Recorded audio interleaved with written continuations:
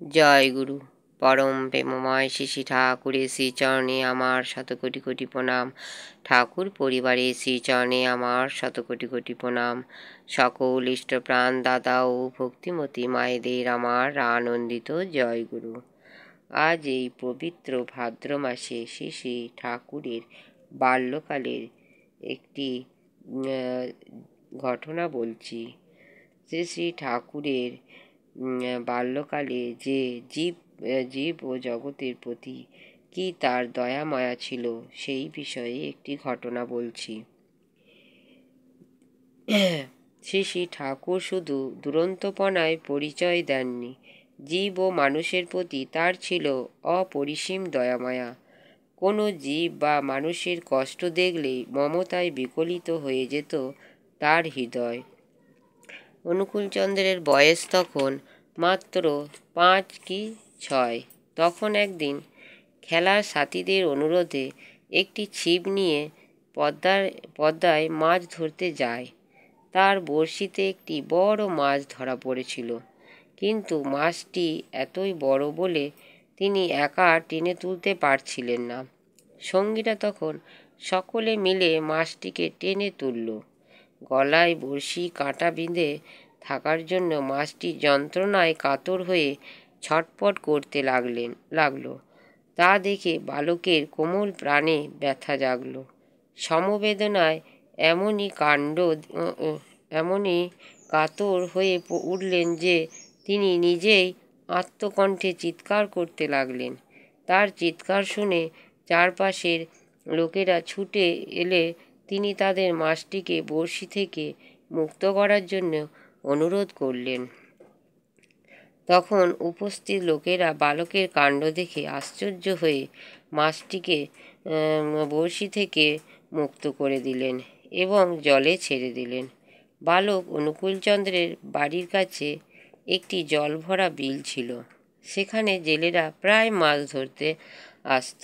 একদিন সকালবেলায় বালক অনুকূল সেই বিলের ধারে বেড়াতে গিয়ে দেখলেন জেলেদের জালে বেশ কতকগুলি মাছ উঠেছে। মাছগুলি শ্বাসকষ্টে ছটফট করছে। তা দেখে বালকের প্রাণ কেঁদে উঠল। তিনি তখন জেলেদের সঙ্গে কথা বলে জানলেন এই মাছগুলি হাটে বিক্রি করে জেলেরা মোট 2 টাকা পাবে।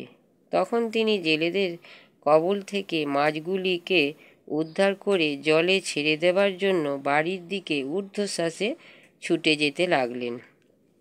বাড়িতে গিয়ে মাকে জড়িয়ে ধরে 2টি টাকার জন্য কাতরভাবে পীড়াপিড়ি করতে লাগলেন। তখন জননী দেবী অতিষ্ঠ হয়ে 2টি টাকা তার হাতে দিলেন। ছেলে কেন এই 2 টাকা চাইছে তা তখন না জানলেও জননী দেবী জানতেন তার ছেলে কখনো বাজে খরচ করবে না। অনুকূলচন্দ্র তখন 2 টাকা নিয়ে আবার ঊর্ধ্বশ্বাসে বিলের ধারে ছুটে গিয়ে জেলেদের হাতে দিয়ে সেই টাকা দিয়ে জালমুক্ত করালেন মাছগুলিকে। জেলেরা তার অনুরোধে মাছগুলিকে ছেড়ে দিলেন। তখনকার মতো বালক স্বস্তির নিঃশ্বাস ফেলে বাঁচলেও তিনি ভবিষ্যতের কথা না ভেবে পারলেন না। তিনি ভাবলেন, জেলেরা তো আবার এই বিলে মাছ ধরতে আসবে, তাদের জালে অনেক মাছ ধরা পড়বে। এইভাবে কত মাছেরই না প্রাণ যাবে। এই ভেবে তিনি ঈশ্বরের নিকট কাতর প্রার্থনা জানাতে লাগলেন, হে দয়াল ঠাকুর, বিলটা যেন তোমার কৃপায় তাড়াতাড়ি শুকিয়ে যায়। জেলেরা যেন এখানে আর মাছ ধরতে না পারে। পরম বিশ্বের এই যে কথা, কিছুদিনের মধ্যে বালকের মনস্কামনা পূর্ণ করেছিলেন ঈশ্বর। এমনি ছিল শিশু অনুকূলচন্দ্রের মায়া। বারবার ঠাকুরের নাম নেওয়াতে ঠাকুরের কাছে ক্ষমা চাইছি। ভিডিওটি ভালো লাগলে একটি সাবস্ক্রাইব, লাইক, কমেন্ট ও শেয়ার করে আমাকে পরের ভিডিওটি করতে উৎসাহিত করবেন। আর যারা যারা আমার চ্যানেলটি সাবস্ক্রাইব করেছেন তাদেরকে অসংখ্য ধন্যবাদ। পরম পিতার কাছে আতুল চরণে আমার প্রার্থনা, সবাই ভালো থাকবেন, সুস্থ থাকবেন ও আনন্দে থাকবেন। জয় গুরু।